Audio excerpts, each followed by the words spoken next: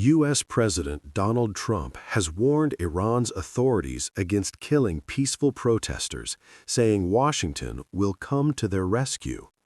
In a brief post on social media, he wrote, "We are locked and loaded and ready to go," but gave no further details.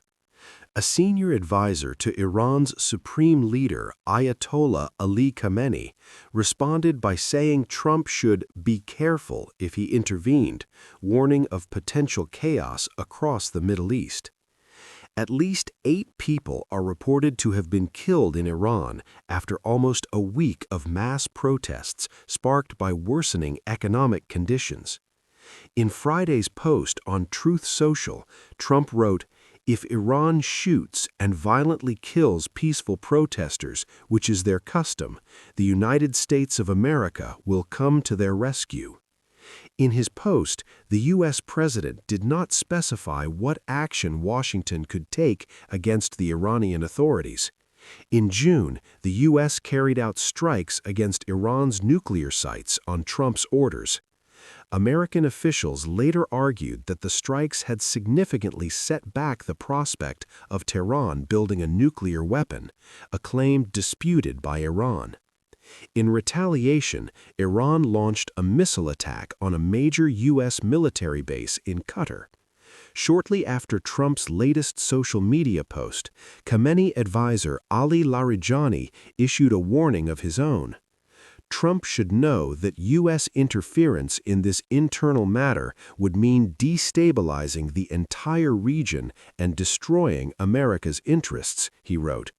But for some of the protesters, intervention from the U.S. would be welcome. They, security forces, are afraid and they shake to the bones when Mr. Trump says something or Mr. Israeli Prime Minister Benjamin Netanyahu says something, a young woman protesting in Tehran told the BBC's NewsHour program. Preferring to stay anonymous for her own safety, she said protesters had been asking for U.S. support for years because the security forces believe that if Mr. Trump says something, he will do it, and they know if anything happens, they would have to take the consequences. 8 people are reported to have been killed since protests started on Sunday. 2 people died in clashes between protesters and security forces in the southwestern city of Lordigan, according to the semi-official Fars news agency and the human rights group Hengao, which said they were protesters, naming them as Ahmad Jalil and Sajjad Valamanesh. 3 people were killed in Azna and another in Kudasht, all in the west of the country, Fars reports. It did not specify whether they were demonstrators or members of the security forces.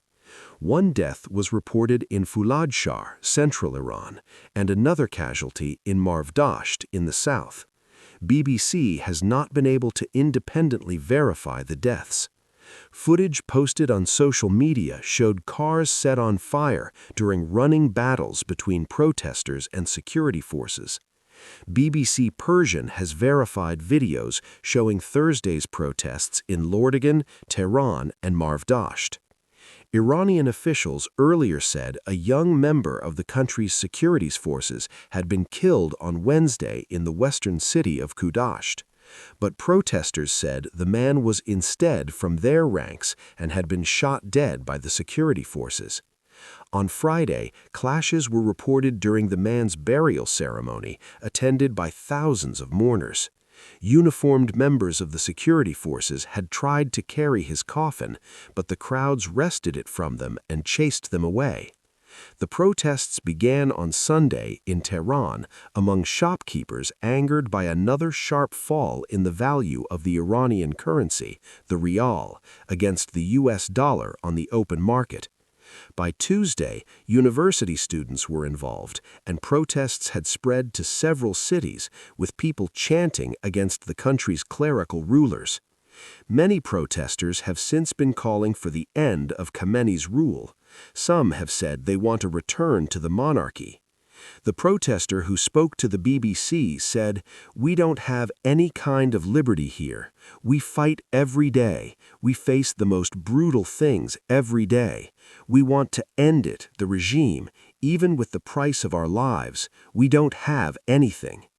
The protests have been the most widespread since an uprising in 2022 sparked by the death in custody of Mahsa Amini, a young woman accused by morality police of not wearing her veil properly, but they have not been on the same scale.